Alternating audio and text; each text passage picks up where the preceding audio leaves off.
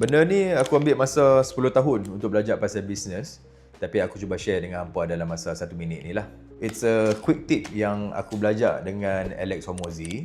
Nama konsep, tak pun tip ni, nama dia fokus dekat satu benda. So, satu customer, satu produk, satu platform.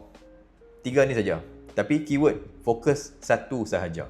Macam aku sekarang sebab buat hot sauce kan. So, produk aku satu saja, hot sauce. Target customer aku, geng suka makan pedas. And platform yang aku berniaga, TikTok.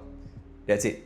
Sebab sekarang ni, aku still technically a solopreneur. And kalau aku cuba buat semua benda, aku nak buat Instagram lah, aku nak buat website lah, aku nak buat Shopee lah, aku akan spread out to thin.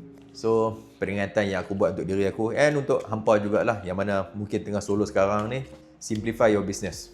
Fokus dekat satu produk, satu jenis customer, last sekali satu platform. Tak kisahlah platform apa pun, tapi fokus satu saja untuk setiap kategori itu. So, yang tujuan untuk hari ni, aku jumpa hampa hari esok.